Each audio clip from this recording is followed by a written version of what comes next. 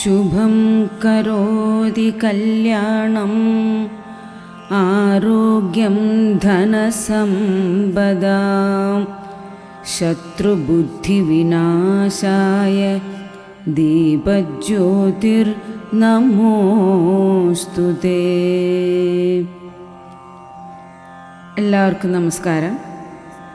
പ്രാർത്ഥനകൾ എങ്ങനെ വേണമെന്നും അവ എങ്ങനെ ഫലിക്കുമെന്നും വിശദമാക്കുന്ന ഒരു വീഡിയോ ഞാൻ നിങ്ങളുമായി പങ്കുവച്ചിരുന്നു. അത് എല്ലാവരും കണ്ടു കാണുമെന്ന് വിശ്വസിക്കുന്നു. നിങ്ങളുടെ അഭിപ്രായങ്ങൾ ദയവായി പങ്കുവയ്ക്കുക. അതുപോലെ നമ്മുടെ ചാനലിലെ വീഡിയോകൾ പരമാവധി ആളുകളുമായി പങ്കുവയ്ക്കാനും ശ്രമിക്കുക. നമ്മുടെ ഗൃഹങ്ങളിൽ പ്രാർത്ഥനയുടെ ഭാഗമായി ദീപങ്ങൾ തെളിയിക്കാറുണ്ട് അല്ലേ? നിത്യവും നമ്മൾ നിലവിളക്ക് തെളിയിച്ചുകൊണ്ടാണ് പ്രാർത്ഥിക്കാറുള്ളത്. നിലവിളക്ക് ഉപയോഗിക്കുന്നതിൻ്റെ പിന്നിലെ തത്വവും മറ്റും നമുക്കൊന്ന് മനസ്സിലാക്കാം. നിലവിളക്ക് എന്നാൽ ഐശ്വര്യത്തിൻ്റെ പ്രതീകമാണ്. നിലവിളക്കിൻ്റെ സങ്കല്പം തന്നെ ത്രിമൂർത്തി ദേവകളായ ബ്രഹ്മ, വിഷ്ണു, മഹേശ്വരന്മാരുടെയും അമ്മ ആദിപരാശക്തിയുടെയും സാന്നിധ്യം അതിലുണ്ടെന്നുള്ളതാണ്. ഭൂമിയുടെ നിലനിൽപ്പ് തന്നെ സൃഷ്ടിസ്ഥിതി സംഹാരം എന്ന തത്വത്തെ ആശ്രയിച്ചാണല്ലോ. ആ ഒരു തത്വത്തെ ഉൾക്കൊള്ളുന്നതാണ് നിലവിളക്കിൻ്റെ ഘടന.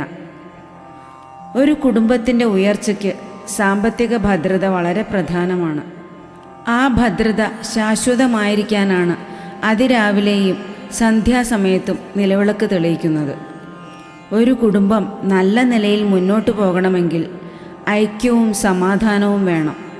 അതിനുള്ള മരുന്നാണ് നമ്മൾ നിലവിളക്കിൽ ഒഴിക്കുന്ന ശുദ്ധമായ നല്ലെണ്ണ. അതിലൂടെ ഉയരുന്ന നല്ല മണം അഥവാ സുഗന്ധം കുടുംബത്തിൽ സമാധാനം നൽകുന്നു, ഐക്യം നൽകുന്നു എന്നാണ് വിശ്വാസം. നിലവിളക്കിൻ്റെ തിരുനാളത്തിലെ ജ്വാലയിലെ വെളിച്ചവും ഊർജവും മഹാലക്ഷ്മി സാന്നിധ്യമാണ് നമുക്ക് അനുഭവപ്പെടുത്തുന്നത്. സാധാരണ ഒരു തിരിയിട്ടും 2 തിരിയിട്ടും 5 തിരിയിട്ടും നിലവിളക്ക് തെളിയിക്കാറുണ്ട്. എള്ളെണ്ണ കൂടാതെ നെയ്യൊഴിച്ചും നമ്മൾ നിലവിളക്ക് തെളിയിക്കാറുണ്ട്. എണ്ണയാണെങ്കിലും നെയ്യാണെങ്കിലും അതൊഴിച്ച് നമ്മൾ ദീപം തെളിയിക്കുമ്പോൾ കിട്ടുന്ന പ്രകാശവും ഊർജവും ഒരു തിരിയിട്ട വിളക്കാണെങ്കിൽ പോലും വളരെ വലുതാണ്. അപ്പോൾ പിന്നെ 5 തിരിയിട്ട് തെളിയിക്കുന്ന നിലവിളക്കിൻ്റെ ഊർജത്തെക്കുറിച്ച് പ്രത്യേകിച്ച് പറയണ്ടല്ലോ. 2 തിരി, അതായത് കിഴക്കോട്ടും പടിഞ്ഞാറേക്കും തിരിയിട്ടും കൂടാതെ 5 തിരിയിട്ടും നിലവിളക്ക് തെളിയിക്കുന്നതാണ് ഏറ്റവും ഐശ്വര്യം.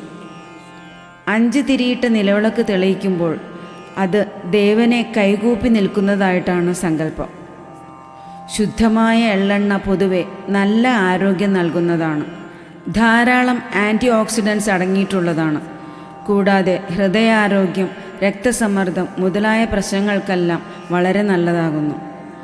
അതിൽ മുങ്ങിയ തിരി തെളിഞ്ഞ് അതിൽ നിന്നുയരുന്ന ഗന്ധം നമ്മുടെ ഗൃഹത്തിലുള്ളവരുടെ ആരോഗ്യം മെച്ചപ്പെടുത്തുകയും ശരീരം ശാന്തമാക്കുകയും അതുവഴി മനസ്സും ശാന്തമായി നല്ല സുഖകരമായ ഒരവസ്ഥ നൽകുന്നു. അതുകൊണ്ട് തന്നെയാണ് ശുദ്ധമായ എള്ളെണ്ണ തന്നെ ഉപയോഗിക്കണമെന്ന് പറയുന്നത്. അതിൽ വൃത്തിയുള്ള ശുദ്ധമായ പരുത്തി തിരിയാണ് ഇട്ട് തെളിയിക്കേണ്ടത്. വിളക്കെണ്ണ എന്ന പേരിൽ ചില എണ്ണകൾ ഇപ്പോൾ ലഭിക്കുന്നുണ്ട്. അത് ഒരു കാരണവശാലും ഉപയോഗിക്കരുത്. നെയ്യിൻ്റെ ഗന്ധം തന്നെ വളരെ സുഖം തരുന്നതാണ്. ശുദ്ധമായ പശുവിൻ നെയ്യ് വായുവിനെ ശുദ്ധീകരിച്ച് പോസിറ്റീവ് എനർജിയെ അട്രാക്റ്റ് ചെയ്യുന്നു. നമ്മുടെ മനസ്സിനെ ആത്മീയമായി ഉയർത്തുന്നു. അതിലൂടെ ഏകാഗ്രതയോടെയുള്ള ധ്യാനം, ജപം ഇവയൊക്കെ സാധ്യമാകുന്നു. ഗൃഹത്തിൽ ആകമാനം ഒരു നല്ല ശാന്തത നിറയ്ക്കുന്നു. ഗൃഹത്തിൽ വളരെ സുഖകരമായ ഒരു അന്തരീക്ഷം നിലനിർത്തുന്നു.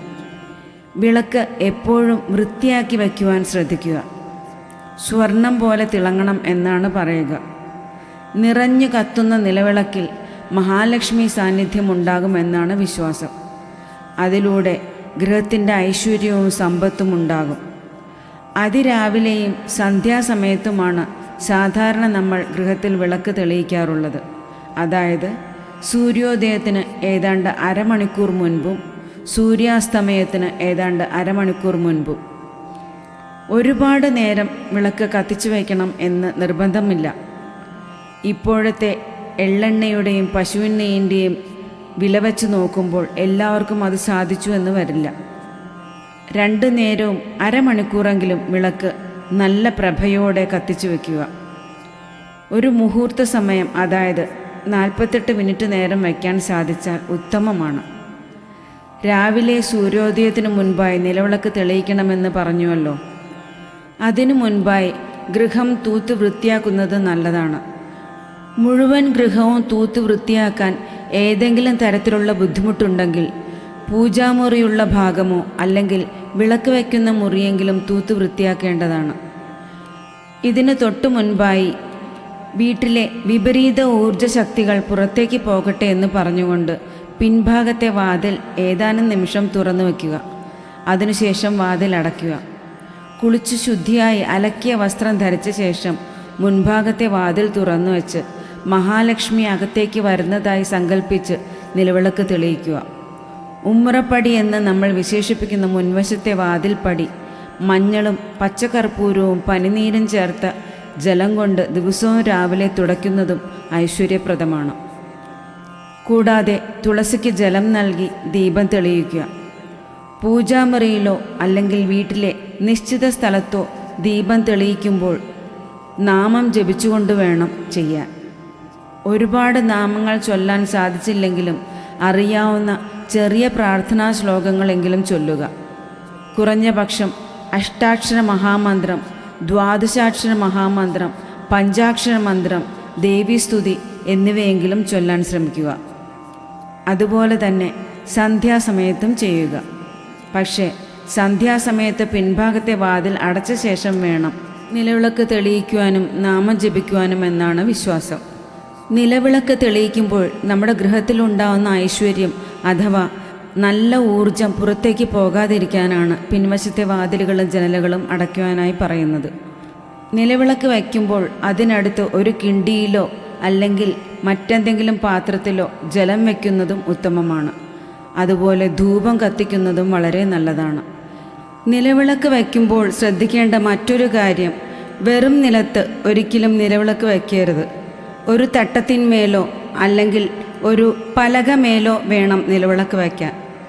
എല്ലാ ദിവസവും നെയ്വിളക്ക് വയ്ക്കാൻ സാധിക്കാത്തവർ ചുരുങ്ങിയ പക്ഷം ആഴ്ചയുടെ ആദ്യ ദിനമായ ഞായറാഴ്ചയും മഹാലക്ഷ്മി പ്രീതിക്കായി വെള്ളിയാഴ്ച ദിവസവും നെയ്വിളക്ക് തെളിയിക്കുക.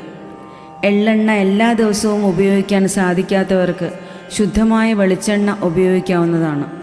പക്ഷേ വിളക്കെണ്ണ എന്ന പേരിൽ വിപണിയിൽ ലഭിക്കുന്ന സാധനം അത്ര നല്ലതല്ല എന്നാണ് അറിവ്.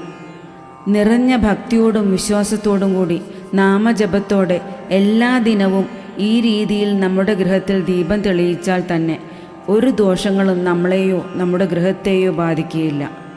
എല്ലാവർക്കും എല്ലാ നന്മയും ഉണ്ടാവട്ടെ എന്ന് പ്രാർത്ഥിക്കുന്നു.